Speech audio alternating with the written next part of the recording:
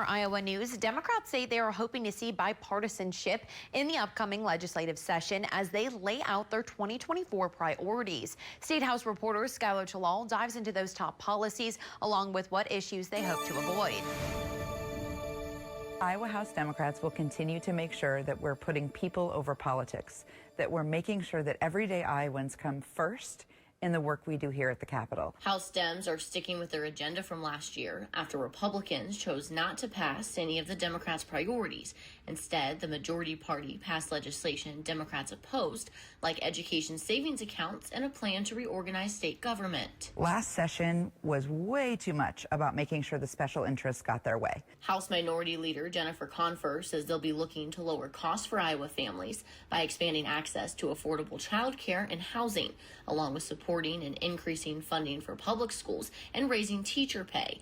They also want to legalize marijuana to save taxpayer money, help those with chronic conditions, and clear Iowa prisons of nonviolent offenders. We're going to show it to our counterparts in the majority. We're going to try to work with them as much as possible, because at the end of the day, what matters most is that everyday Iowans can have a budget, can have a community, can have a state that reflects their needs and what they're looking for. Additional tax cuts are likely next session. Speaker of the House Pat Grassley says speeding up the 3.9% flat tax rate so Iowans see those benefits sooner may be the easiest route.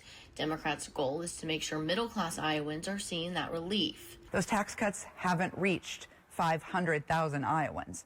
And so tax cuts that Republicans have introduced in the past really help the richest, the corporations, and the special interests. One Republican rep says colleges giving harbor to anti-Semitic groups should not receive taxpayer money, and he plans to introduce legislation next session. What are our universities doing in this state to help educate our future workers? Let's make sure that we don't allow politics to get interjected in allowing state universities to provide those essential services. Confer says they're hoping Republicans introduce less extreme bills this session that dictate what schools and families should be doing.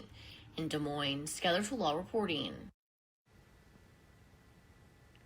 Thanks, Skylar. Now, part of Democrats' agenda is to protect women's reproductive rights. They introduced a constitutional amendment last session that would ensure the right to an abortion. As of now, the courts are still deciding on Iowa's so-called fetal heartbeat law that would ban abortions around 6 weeks.